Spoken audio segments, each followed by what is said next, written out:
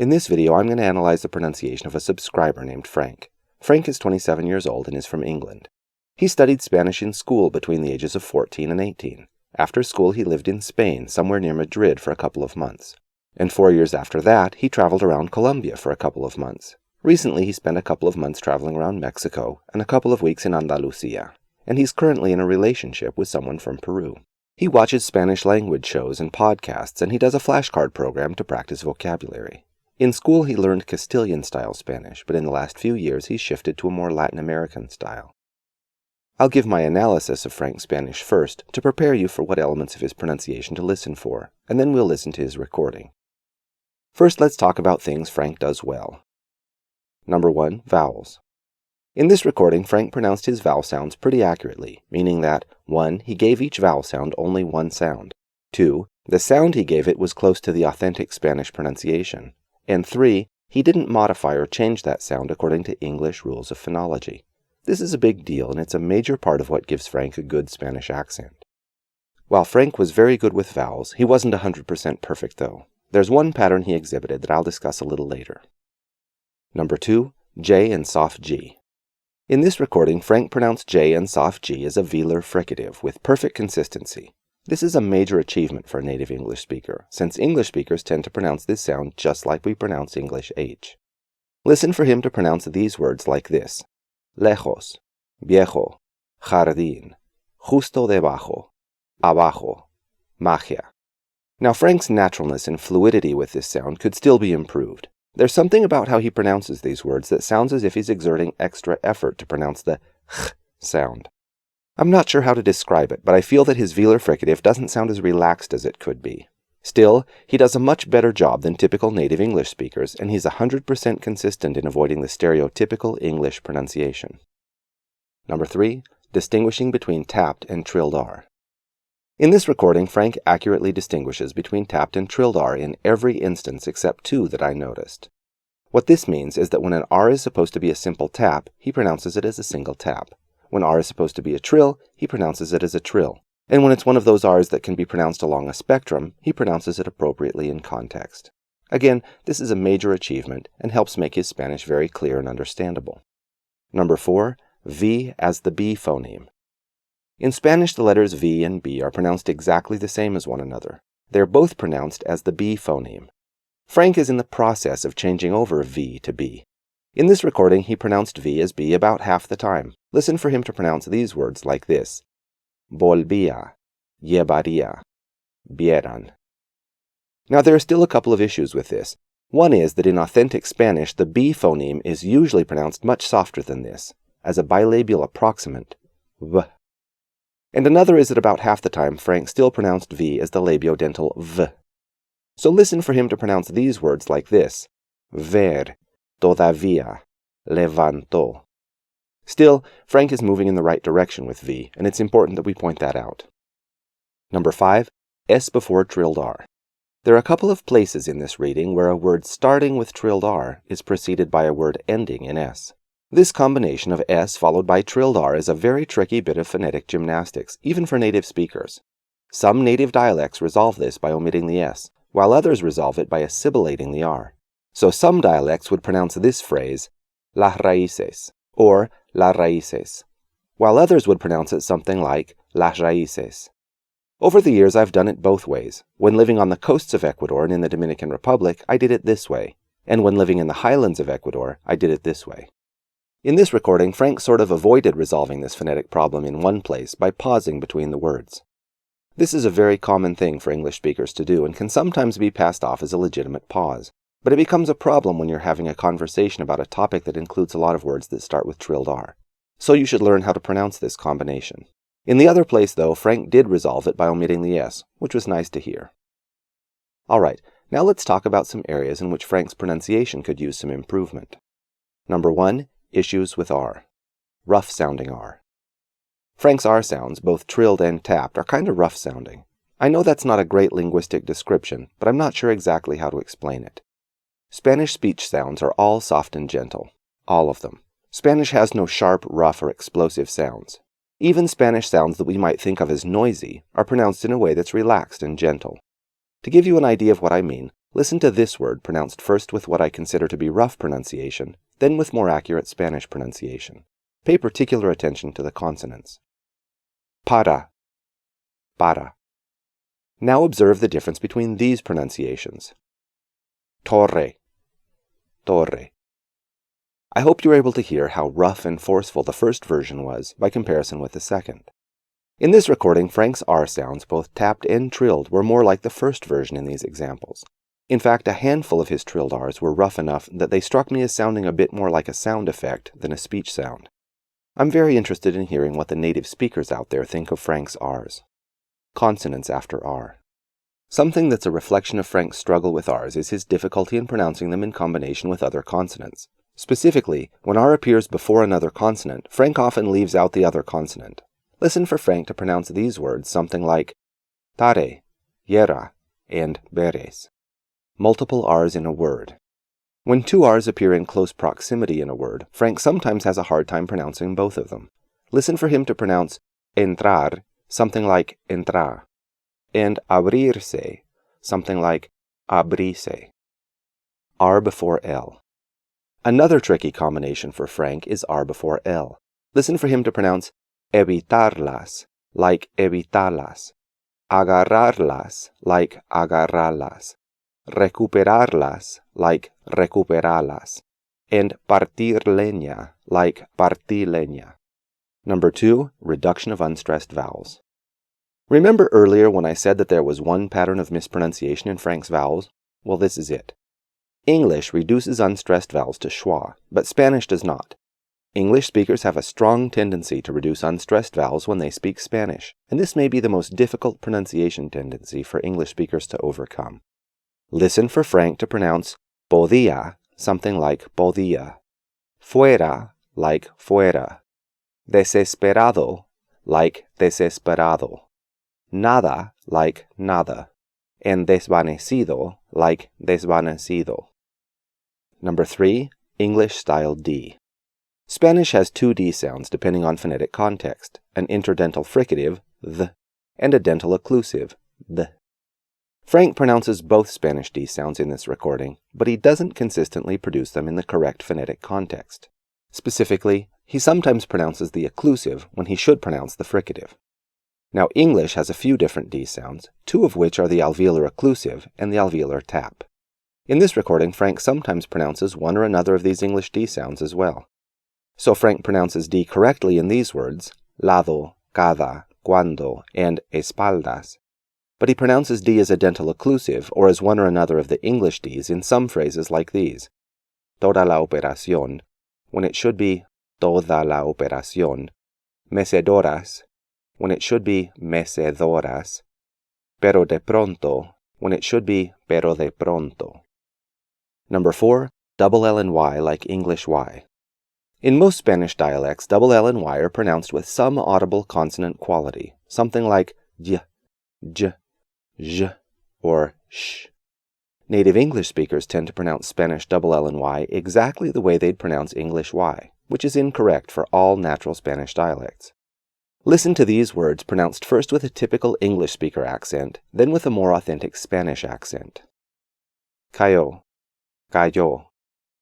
Llorar, llorar. Aquella, aquella. Allá, allá. Maravillosa, maravillosa. Hoyo, hoyo. In this recording, Frank, too, pronounces double L and Y just like English Y. Alright, Frank can only focus on so many things at once, and I think that these 4 issues are the most important for him right now. In other words, I think if he could fix these 4 things, he'd make more apparent improvement to the ears of native Spanish speakers than if he worked on other elements of his pronunciation. But there certainly are other things he could work on. I'll just briefly mention them here. Number 5, B and G. Like Spanish D, B and G also have 2 pronunciations, one hard or occlusive and one soft or approximant. In this recording, Frank consistently pronounces the hard version of B and G when he should pronounce the soft. Number 6, PT and K. In English, the PT and K phonemes are all plosives. This means that they're pronounced with a sudden release of air. In Spanish, these sounds are just stops. They're not pronounced with a sudden release of air, which makes them sound much softer than the English version. In this recording, Frank pronounces these phonemes like the English version. Number 7, dark L. English L sounds darker and lower than Spanish L. In this recording, Frank's L was usually much more Englishy than Spanishy. Number 8, glottal stops. Spanish doesn't use glottal stops to audibly separate words the way English does. In this recording, Frank used English-style glottal stops in several places. Number 9, random boo-boos. In addition to errors that form patterns, Frank also made some isolated mistakes. Since these mistakes weren't repeated and didn't form any kind of pattern, they're not really worth discussing here. Alright, with that discussion to prepare our ears, let's listen to Frank's recording. As we listen and read along, each time he pronounces something in a way that falls into one of the categories I've just discussed, I'll highlight it so you can better understand what I've been talking about. Alright, here goes. Un momento más tarde, James volvía hacia la casa corriendo cuanto podía. Llevaría a cabo toda la operación en la cocina, pensó, si conseguía entrar sin que lo vieran la tía Sponge y la tía Spiker. Estaba terriblemente excitado. Atravesó volando, más que corriendo, la alta hierba y las ortigas, sin preocuparse de sus picaduras. Y a lo lejos vio a la tía Sponge y a la tía Spiker sentadas en sus mecedoras, de espaldas a él. Se desvió para evitarlas, con la intención de entrar por el otro lado de la casa. Pero de pronto, justo cuando pasaba por debajo del viejo melocotonero que estaba en el medio del jardín, uno de sus pies resbaló y cayó de bruces en la hierba. La bolsa de papel se abrió al golpear el suelo, y las miles de cositas verdes se desparramaron en todas direcciones. James se puso a cuatro patas inmediatamente y empezó a buscar sus preciados tesoros. ¿Pero qué era lo que estaba pasando? Se estaban hundiendo en el suelo. Pudo ver perfectamente cómo se revolvían y retorcían al abrirse camino en la dura tierra. Y sin pérdida de tiempo, estiró la mano para agarrar algunas antes de que fuera demasiado tarde, pero desaparecieron justo debajo de sus dedos. Trató de agarrar otras, pero sucedió exactamente lo mismo. Empezó a gatear frenéticamente en un intento desesperado de agarrar las que todavía quedaban, pero fueron demasiado rápidas para él. Cada vez que las puntas de sus dedos estaban a punto de tocarlas, desaparecían en el interior de la tierra. Y pronto, en cuestión de segundos, todas sin excepción, habían desaparecido para siempre. A James le entraron ganas de echarse a llorar. Ya nunca podría recuperarlas. Las había perdido para siempre. Pero, ¿a dónde habrían ido? ¿Y por qué motivo habían tenido tanta prisa en meterse en la tierra de aquella forma? ¿Qué andarían buscando?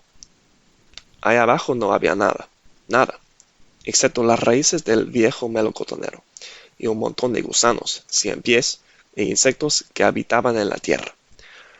¿Qué era lo que había dicho el anciano? El primero que encuentren, ya sea microbio, insecto, animal o árbol, recibirá toda la magia. ¡Cielo santo!, pensó James. ¿Qué va a pasar ahora si encuentran un gusano, o un 100 pies, o una araña? ¿Y qué pasará si llegan hasta las raíces del melocotonero? Triste y lentamente, el pobre James se levantó del suelo y se fue a la leñera. Oh, si no se hubiera caído y desparramado aquella maravillosa bolsa. Toda esperanza de una vida más feliz se había desvanecido. Hoy, mañana y al día siguiente y los otros días, no habría más que castigos, dolor, infelicidad y desesperación. Agarró el hacha e iba a empezar a partir leña otra vez, cuando oyó un grito a sus espaldas que le hizo detenerse y mirar. Bueno, y finalmente, aquí está mi historia. Bueno, hace como 4 años yo fui a Colombia durante como 2 meses. Decidí ir ahí puesto que acababa de terminar la universidad y después de eso tenía que trabajar.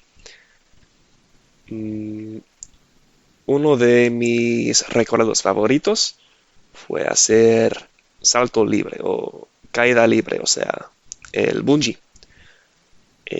Me dio mucho miedo, pero valió la pena 100%. Estaba con un instructora y después de mi salto, el hombre me dijo, oye, amigo, desafortunadamente mi cámara no funcionó, así que no tengo fotos de tu salto. Así que tienes que ir arriba al saltar de nuevo. Tienes que saltar 2 veces en total. Y yo estaba riendo porque pensaba que era chiste. Pero la verdad que no era chiste. Así que yo salté 2 veces en total, a pesar de estar muy estresado. Eh, Al menos era gratis. Y ahora tengo mi foto haciendo bungee. Me gustó mucho al final, pero no creo que vuelva a hacer bungee otra vez. Alright, so what can Frank do to improve his pronunciation? Well, he has to do what anyone has to do who wants to improve anything. He has to practice. And practice is not the same thing as performance. Practice isn't speaking to friends or traveling or even living in a Spanish-speaking country. Those things are all performance. Practice is an activity that you do where you specifically work on improving your pronunciation, focusing on one sound at a time, just like practicing skills for playing a sport or practicing playing a musical instrument. For pronunciation, I recommend reading out loud 20 to 30 minutes each session. Alright, so what sounds should Frank focus on? Number 1, J and soft G. While he pronounces these as a velar fricative, which is much better than most English-speaking students, he doesn't sound like it's easy for him. I'd recommend practicing the х sound in words until it sounds gentle and effortless.